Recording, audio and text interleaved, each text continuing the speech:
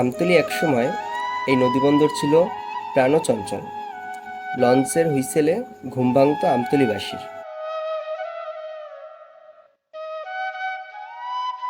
ঢাকাগামী launch সেই কাক ঢাকা ভোরে এসে ঘাট দিত আমতলীতে।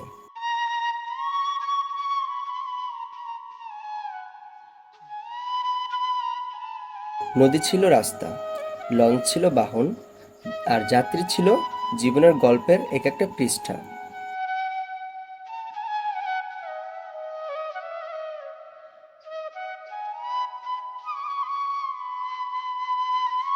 কিন্তু আজ আজ সেই লঞ্চ ঘাটে শুধুই নীরবতা। কোনো কোলাহল নেই, নেই কোনো যাত্রী, যাত্রার অপেক্ষায় দাঁড়িয়ে থাকা মানুষের সারি।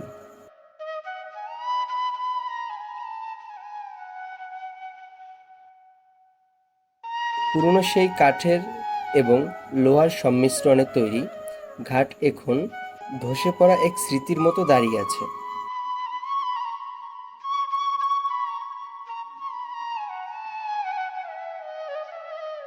একটা সময় ছিল, ঈদের আগেই ঘাট জমত, চেনা মুখগুলো ফিরত আপনজনের কাছে।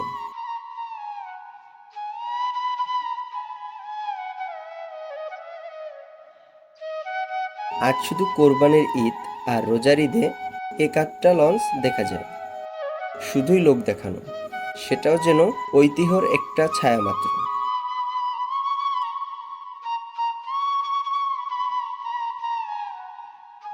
এই লঞ্চ তো শুধু বাহন ছিল না, ছিল অনুভব, যোগাযোগের বন্ধন, জীবনচক্রের একটি অংশ।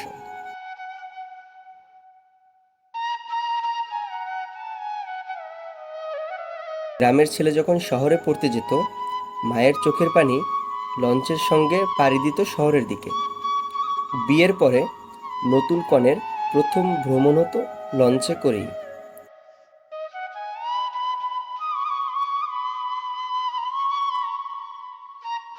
এই লঞ্চ বয়ে নিয়ে গেছে আনন্দ, এই লঞ্চ বয়ে নিয়ে গেছে বেদনা, ফিরে এনেছে আশার আলো। আজ সেই লঞ্চ যেন হারিয়ে যাচ্ছে ধীরে ধীরে।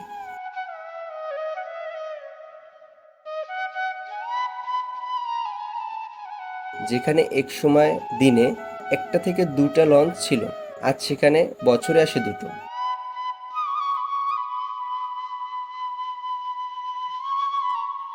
প্রযুক্তি, সড়ক পথ, স্পিডবোট সব কিছু লঞ্চের প্রয়োজনকে কমিয়ে দিচ্ছে।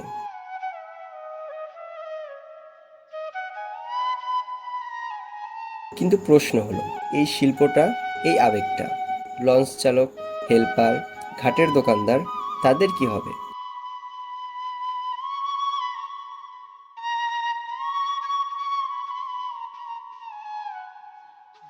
যাদের জীবন জুড়ে ছিল এই নদী আর লঞ্চ, তারা কোথায় যাবে?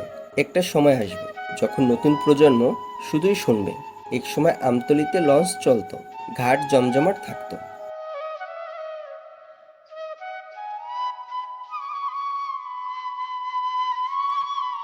আমরা কি চুপ করে এই শিল্পটাকে মরতে দেব, নাকি নতুন করে ভাববো?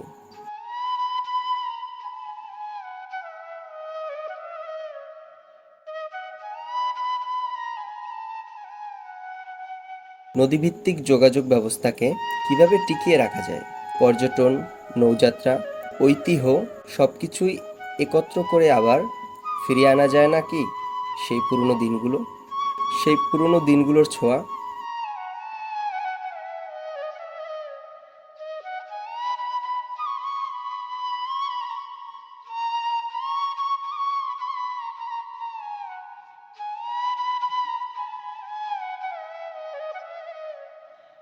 হয়তো লঞ্চ আসবে না প্রতিদিন, হয়তো আগের মতো দাঁড়িয়ে থাকা হবে না বহুদিন পরে ঢাকা ফেরত বাবা কিংবা আত্মীয় স্বজনদের জন্য।